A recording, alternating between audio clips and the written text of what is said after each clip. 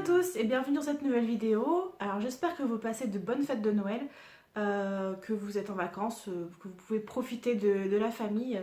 Je filme enfin cette vidéo.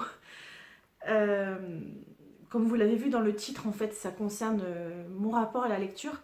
J'avais envie de faire cette vidéo depuis un petit moment, mais il fallait que je me pose tranquillement parce que je pense que ça va prendre un petit peu de temps à filmer.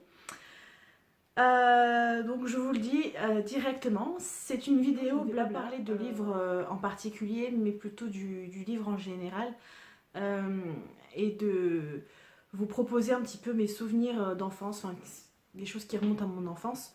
Alors je vais essayer d'un petit peu structurer ça, mais je ne sais pas trop comment ça va ressortir.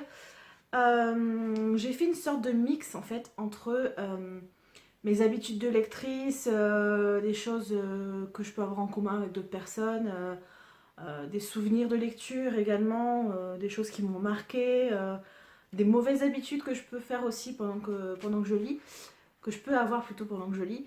Enfin voilà, j'ai fait une espèce de melting pot, donc voilà, je vous le dis tout de suite, c'est du blabla. Si ça vous intéresse pas, n'hésitez pas à cliquer sur la petite croix pour ne pas regarder la vidéo. Voilà, parce vous allez être avec moi pendant un petit moment et si vous voulez en savoir un petit peu plus sur la lecture et moi, je pouvais regarder la vidéo, il n'y a pas de problème, on est là pour ça. Je vais essayer de répertorier ça un petit peu par points et de détailler plus ou moins certains points, parce que bon, il y en a qui n'ont pas besoin de plus de détails. Le premier point concernant la lecture, c'est que ça ne me dérange absolument pas de lire plusieurs livres en même temps. Je sais qu'il y a des personnes qui n'aiment pas. Au début, avant de reprendre la lecture intensive, j'étais plutôt du genre à lire un seul livre à la fois. Mais depuis que je relis beaucoup, ça ne me dérange pas d'avoir deux, trois, des fois quatre livres en même temps. Comme ça, quand il y en a un où je sens que je décroche un peu ou que c'est un petit peu trop lourd, au moins je peux passer à un autre un petit peu plus léger si j'en ai un léger en cours. Voilà, donc ça ne me dérange pas de lire plusieurs livres en même temps. Alors, deuxième chose à savoir, c'est que tant qu'à faire, je n'aime pas du tout casser la tranche ni corner les pages de mes livres. Ça, c'est un truc que je peux pas. Enfin, c'est impensable pour moi. Voilà, même quand ce sont des livres d'occasion, je n'aime pas casser la tranche ou voilà, vraiment bien ouvrir le livre, corner les pages pour me rappeler de la page où je suis et évidemment écrire dans les livres. Euh, D'ailleurs, ça me fait penser que j'ai récupéré un exemplaire, je crois que c'était de Primo Levi, que j'ai acheté d'occasion, que je vais vous présenter dans un book haul prochainement. Euh, je l'ai récupéré, c'était un livre qui appartenait à quelqu'un qui était certainement au collège ou au lycée. Je crois que c'est au collège qu'on étudie, ou je ne sais plus. Ça remonte à trop loin pour moi. Et il est annoté de partout. Voilà, il est souligné, complètement, enfin écrit à l'intérieur, et voilà, c'est... Bon, maintenant que je l'ai, je vais pas en acheter un autre, mais voilà, c'est un truc que j'aime pas faire. Euh, Autre point, je ne garde pas tous les livres que j'ai lus. Alors, surtout ceux que j'ai pas aimés, en fait. Parce que ceux que j'ai vraiment beaucoup appréciés, mes coups de cœur ou les lectures que je sais que je vais être amenée à relire plus tard, je les garde justement dans ma bibliothèque pour pouvoir les relire dans 5 10 ans peut-être s'ils sont encore là. Euh, mais je ne vois pas l'intérêt personnellement. Après, chacun fait ce qu'il veut, hein. Voilà, je vous donne juste mon opinion à moi. Je ne vois pas l'intérêt de garder dans ma bibliothèque des livres que je n'ai pas trop aimés ou alors que j'ai appréciés mais qui m'ont pas laissé un souvenir immense. Ou alors par exemple des thrillers, voilà, des thrillers ou des policiers où une fois que j'ai lu le dénouement où je sais comment ça se termine, je vois pas pourquoi je le relirais dans le futur. Mis à part voilà, les gros coups de cœur, ou alors si on veut faire une collection par exemple d'Agatha Christie ou de Hercule Poirot, ou je ne vise personne, ou de Sherlock Holmes, ou des Mary Higgins Clark. Voilà, Stephen King, il peut y en avoir plein, mais voilà, je garde vraiment que ceux que j'ai vraiment beaucoup aimés. Alors, pour ma part, je n'ai pas de mal à m'arrêter en plein milieu d'un chapitre si je vais faire autre chose entre temps. Voilà, ça m'est déjà arrivé plusieurs fois d'être en train de lire et mais je dois manger donc je m'arrête en plein milieu ou alors mon téléphone sonne ou j'ai un message, enfin, peu importe, j'arrive à m'arrêter en milieu d'un chapitre, ça me dérange pas du tout.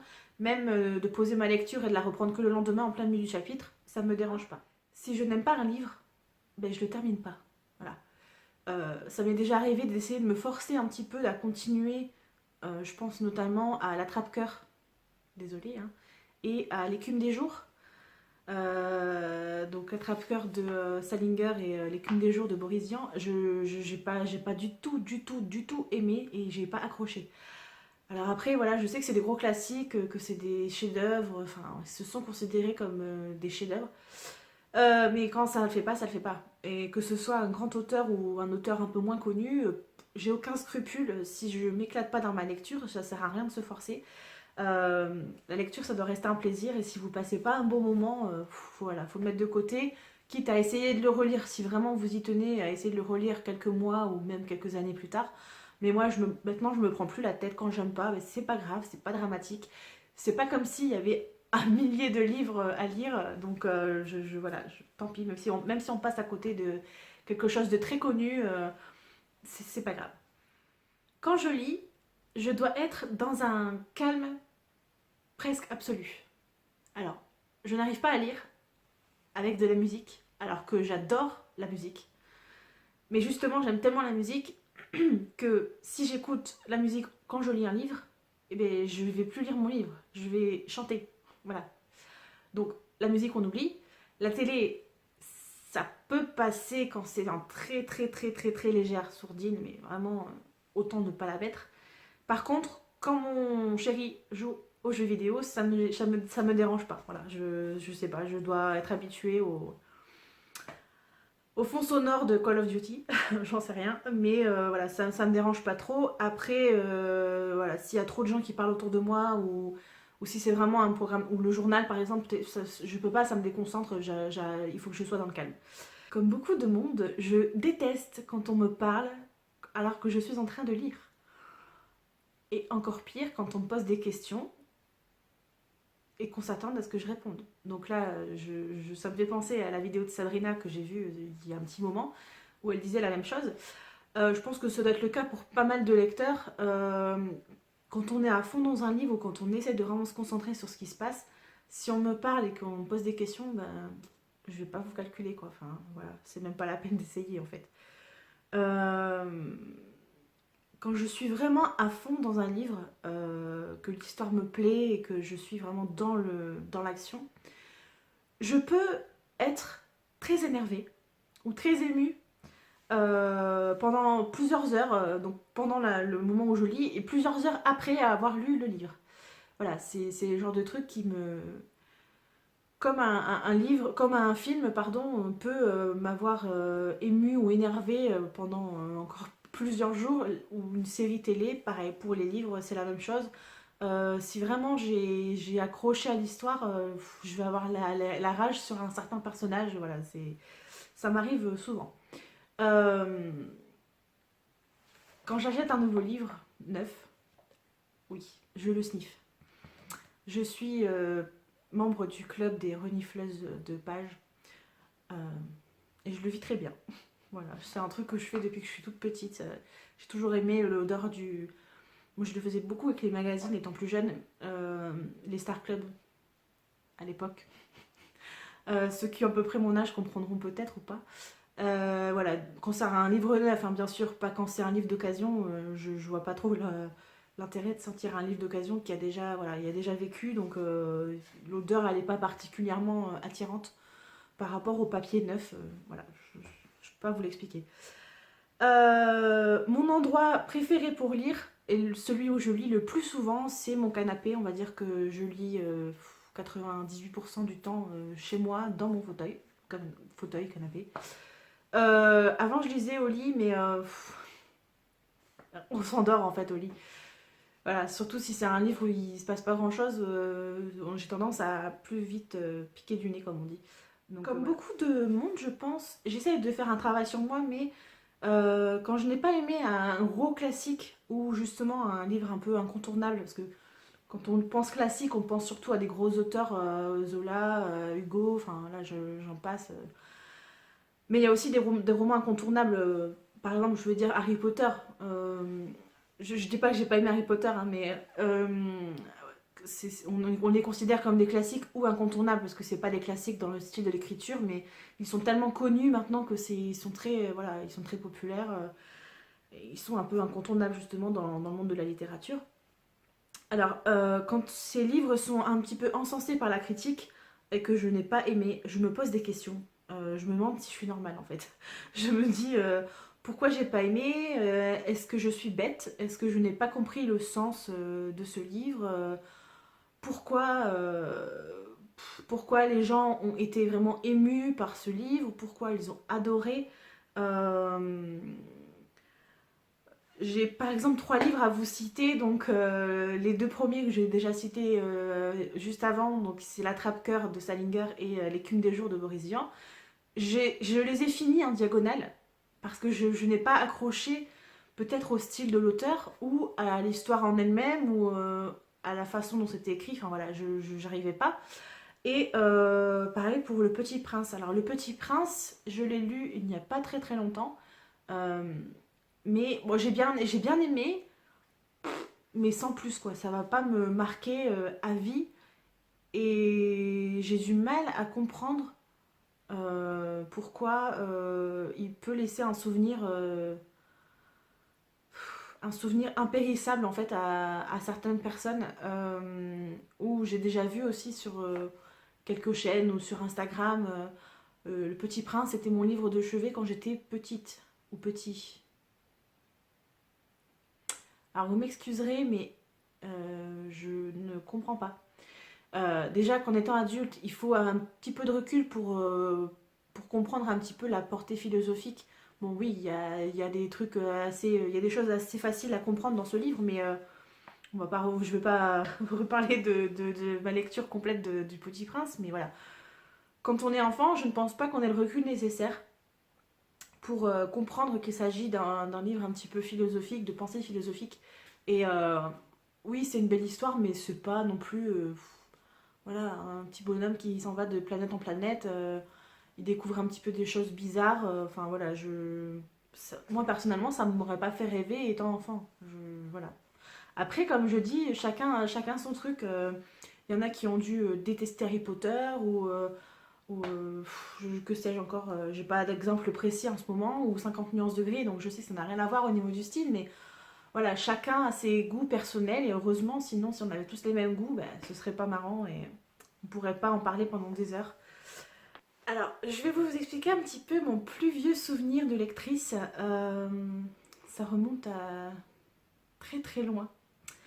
Euh, Parce que je me rappelle de quand j'ai appris à lire. Alors, j'ai pas non plus des gros détails de fou à vous donner, mais je sais par exemple que j'ai appris à lire avec Ratius, Mina, Belot et Marou. Et donc tout le petit, toute la petite tribu.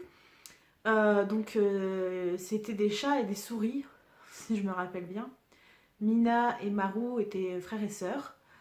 Belot, ça devait être leur grand-père, peut-être, père ou grand-père. Il me semble il avait des lunettes, c'était un chat. Et il y avait Ratus, le rat, enfin le rat, un chat, une souris, enfin plutôt un rat, parce que Ratus, voilà. Et notamment, je me rappelle d'une image de Ratus avec une moto et une grosse meule de fromage à l'arrière, en train de charger sa moto, enfin, ou sa mobilette, ou je sais plus, mais enfin, j'ai cette image qui m'est revenue quand j'ai pensé à ça. Donc voilà, je me rappelle exactement de mon livre de lecture. Alors je ne sais pas si c'est encore les mêmes personnages dans certaines écoles ou dans certains endroits de France qui accompagnent les enfants de CP à la lecture. Certainement, peut-être, ou ça a dû être le cas pendant 10, 15 ou 20 ans, je ne sais pas. Mais voilà, dites-moi en commentaire s'il y a des jeunes lecteurs qui passent par ici ou qui ont des enfants peut-être qui apprennent à lire en ce moment avec ces personnages-là ou alors avec d'autres personnages. N'hésitez pas à me le dire en commentaire. Mais voilà, ce serait rigolo de trouver des personnes qui ont appris à lire avec Ratius, Marou, Mina et Belot. Ensuite, des livres qui m'ont marqué durant mon enfance, je pense à La Comtesse de Ségur, donc Les Malheurs de Sophie et Les Petites Filles modèles. Voilà, c'était des livres que j'adorais lire étant enfant. Quand j'ai commencé à vraiment bien à me débrouiller, pas mal, donc je sais pas, peut-être vers 9 ans, je sais pas, entre 8 9 10 ans peut-être, je sais que je lisais ces choses-là. Ça me plaisait beaucoup de découvrir ces mondes qui me semblaient proches de moi par rapport à l'âge des personnages. Alors après, voilà, c'était des comtesses, c'était des enfants issus de familles plus ou moins aisées, euh, qui faisaient des bêtises ensemble. Enfin voilà, c'était Madeleine, Camille, Sophie, enfin, voilà, je me rappelle un petit peu de tout ça. Ensuite, quand j'ai commencé un petit peu à grandir, j'ai attaqué la bibliothèque rose, hein, comme beaucoup de monde. Donc il y en a que c'était la rose, d'autres c'était la verte. Notamment ce qui m'a un peu marqué, le Club des 5, Fantomette. Voilà. Après il y avait plusieurs classiques aussi qui ont peut-être dû faire partie de cette collection. Pardon. Euh, j'ai lu aussi beaucoup de livres J'aime lire. Donc je crois que cette collection existe toujours. Donc pareil, vers 8 9 10 ans, donc les Tom Tom et Nana, toutes les histoires qu'il pouvait y avoir à l'intérieur. Et j'ai lu après en commençant à grandir, donc vers 10 11 ans, la rentrée en sixième, je lisais beaucoup les livres Fais-moi peur. Alors, je sais pas si ça existe encore, pareil, mais si ça a marqué aussi votre enfance ou votre adolescence, dites-le moi, dites-moi s'il y a des titres qui vous reviennent. Là, j'ai plus de titres précis en tête, mais je suis sûre que si vous m'en citez quelques-uns, ça va peut-être me parler. Euh, voilà, j'adorais lire ça le soir. C'était un petit peu comme un livre qui sortait un petit peu de l'ordinaire à l'époque. Voilà, ça sortait des contes, des choses, des histoires d'enfants. C'était un livre qui était censé faire un petit peu peur pour l'âge qui était ciblé, bien sûr. Je pense que maintenant, ça me ferait plutôt rire qu'autre chose, mais bon, voilà. Après, il faut savoir que quand j'ai eu le droit, enfin le droit, quand j'ai pu lire le soir, même quand j'avais l'école le lendemain, j'avais une petite lampe de chevet. J'avais avant que je me retrouve avec ma soeur dans ma chambre, parce que j'ai deux petites sœurs. Il y a une époque où j'étais toute seule dans ma chambre, avant d'arriver à l'adolescence, et donc du coup j'avais le droit de lire le soir. Donc ma mère me disait par exemple, tu peux lire jusque 22 h, 22 h 30, 23 h selon s'il y avait école ou pas. Bah, très souvent, voilà, je lisais beaucoup plus tard. Ça m'est déjà arrivé, je crois, j'arrivais à aller jusqu'à minuit. Bon, après, il faut pas déconner non plus, hein, je vais pas vous dire que je lisais jusqu'à 2 h du matin à 10 ans, c'est pas vrai. Mais je sais que plusieurs fois, 23 h 30, 23 h 45, et j'étais tellement à fond dans mon histoire que je disais, c'est pas grave, je continue de lire. J'avais une petite lampe de poche, je lisais en cachette sur les couvertures. Voilà, c'est des choses dont je me rappelle. Alors ensuite, Harry Potter, évidemment, ça a marqué aussi mon adolescence. Parce que quand c'est sorti, c'est d'abord ma soeur qui les a lus en fait. C'est elle qui m'en a passé un, parce qu'elle avait commencé à acheter la collection, et elle avait beaucoup aimé d'ailleurs. Donc je crois que c'est sorti en France en 98. Donc j'avais 11 ans. Bravo Vanessa, tu sais compter. J'avais 11 ans et donc ma petite sœur avait 9 ans du coup, parce qu'elle a 2 ans de moins que moi. Et voilà, bon, après je vous dis 98, il est sorti. Après ça se peut que je l'ai lu un peu plus tard, hein, parce que je pense que d'ailleurs j'ai dû le lire un peu plus tard. Parce que il me semble que ma sœur venait d'entrer en sixième ou quelque chose comme ça quand elle a commencé à les lire, sixième ou cinquième. Donc je pense que voilà, je devais avoir plutôt 13 14 ans quand je les ai lus. 12 13 14 ans, enfin bon, peu importe.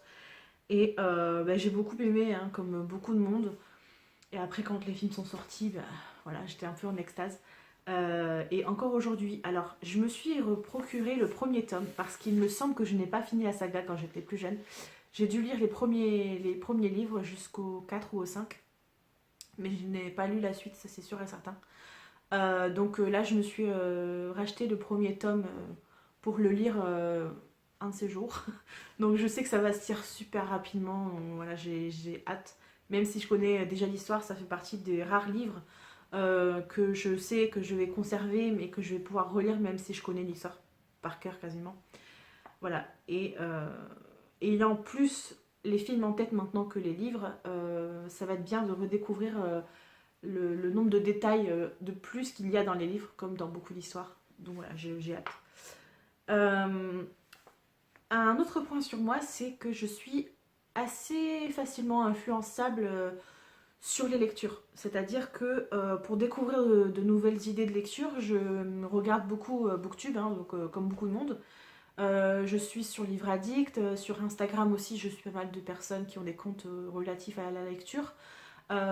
Et dès que le résumé va m'interpeller, si en plus la couverture est jolie, c'est un plus, mais je vous dis franchement, c'est vraiment surtout les résumés qui me plaisent quand je prends, enfin, quand j'ai envie de lire un livre. Euh, Très souvent, voilà, je vais voir sur les sites un petit peu le prix, je les mets dans ma wishlist. Et après, je vois si je peux les trouver d'occasion, si ce sont des livres plus anciens ou si c'est des parutions assez récentes. J'essaie de me les procurer neufs ou en grand format, mais après, voilà, chacun voit son budget. On n'a pas un budget extensible, malheureusement, pour acheter des livres, sinon bah, on achèterait tous que des grands formats. Mais voilà, c'est pas possible. Euh, Alors, je peux être très très énervée, comme je vous l'ai déjà dit quand je lis un livre, mais encore pire, je peux carrément faire la gueule à quelqu'un si il me spoil le livre. Donc là, je vous parle de livre parce que c'est le sujet, mais que ce soit un livre, film, série, peu importe. Si vous me spoilez, je ne vous parle pas pendant... je peux vous faire la tronche pendant plusieurs semaines. Euh, Parce que je trouve ça dégueulasse. Voilà. Je ne vais pas m'étendre plus sur le sujet parce que je pense que beaucoup sont dans mon cas. Se faire spoiler, c'est vraiment naze. Dernièrement, je pense à Harry Kéber. Alors, je n'ai pas lu le livre. Après avoir regardé la vidéo de Sabrina, je ne vais peut-être pas le lire de toute façon.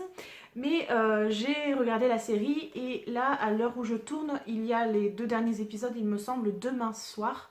Donc j'essaye d'éviter un petit peu les réseaux sociaux parce que la première semaine où j'ai regardé les 2 premiers épisodes sur Twitter, il y a quelqu'un qui a balancé carrément. Alors heureusement j'ai su m'arrêter de lire avant de lire tout le tweet.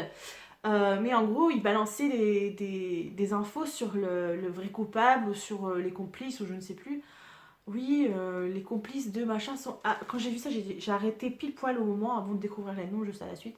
Et voilà, j'ai vu plein de monde dire que c'était naze de spoiler sur les réseaux sociaux. Enfin voilà, donc du coup, c'est un peu con parce que justement, on peut parler des choses qu'on découvre à l'instant quand on les regarde ou quand on les lit. Et de se faire spoiler, c'est... Enfin, je vois pas quel intérêt ont les gens de faire ça, quoi. C'est naze. Mais les choses que je lis, depuis toute petite, je n'ai jamais été attirée par les BD, ni par les mangas.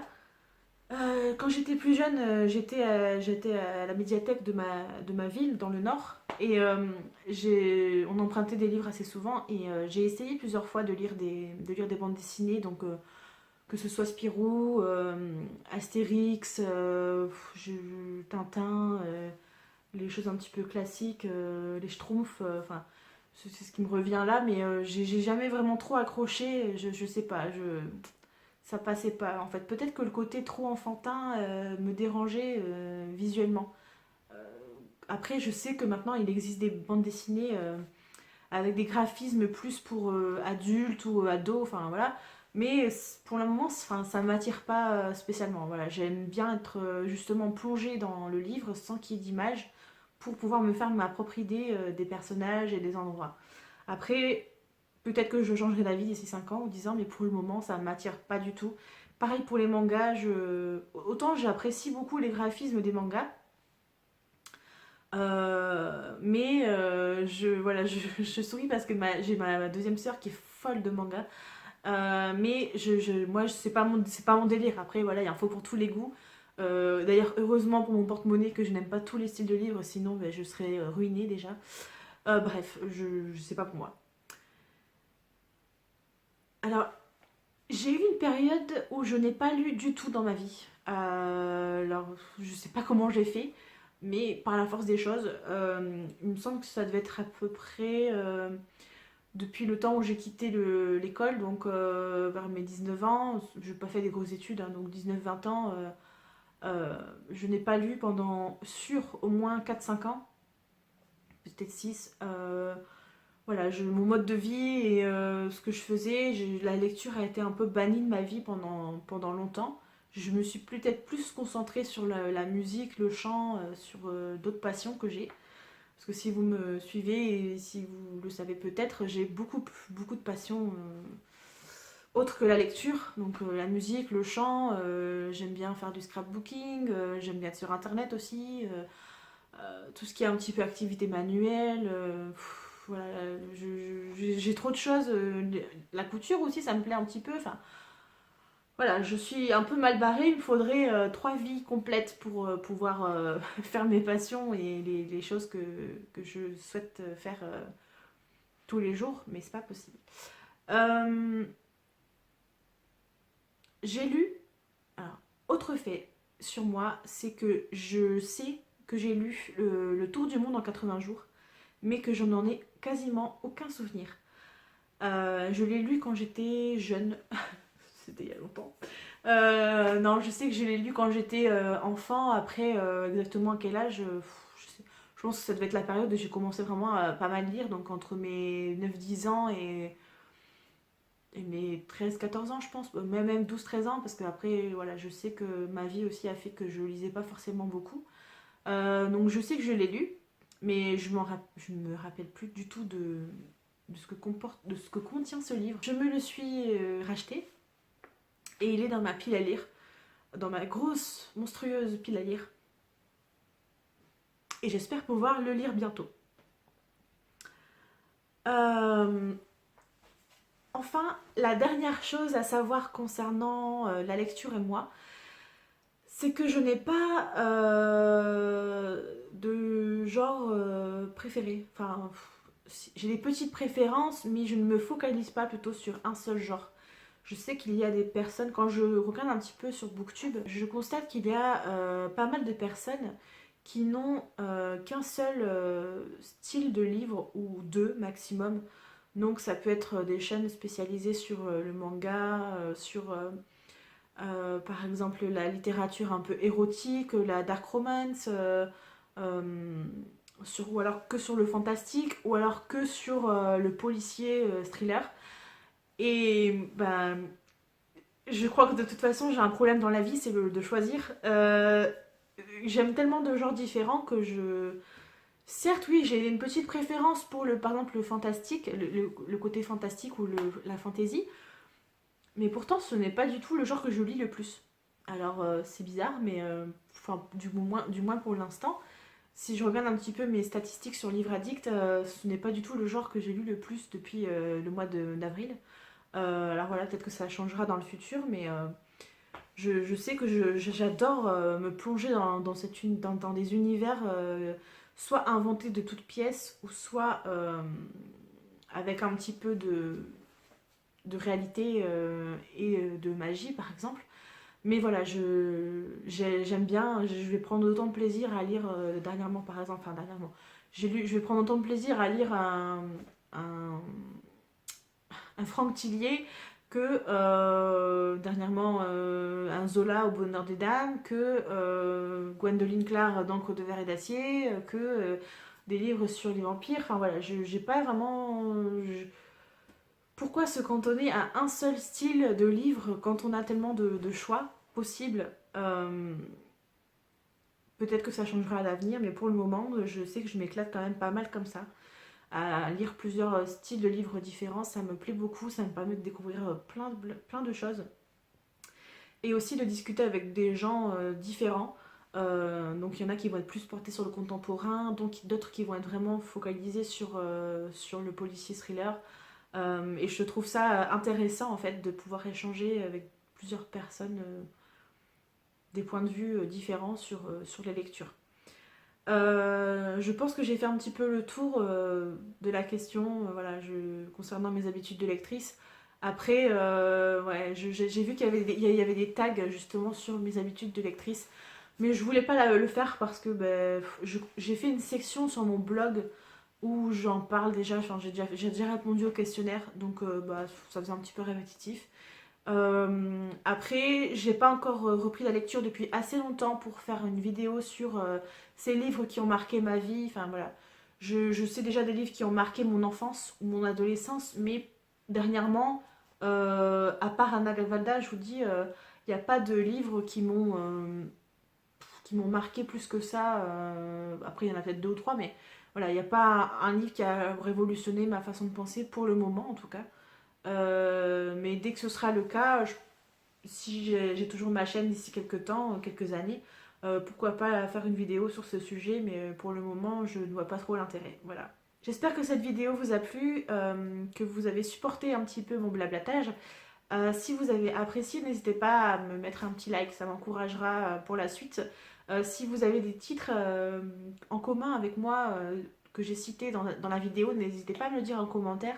Pareil, des petits souvenirs de lecture à me raconter, si vous vous rappelez de quand vous avez appris à lire, des lectures qui vous ont marqué récemment, ou des habitudes de lecture que vous avez qui sortent un petit peu du commun, de ce que tout le monde peut faire voilà, dans la vie, dans la vraie vie.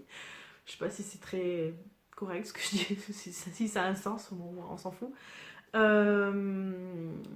Je vous dis à très bientôt. Je vais essayer de vous filmer une vidéo juste à la suite si j'ai le temps.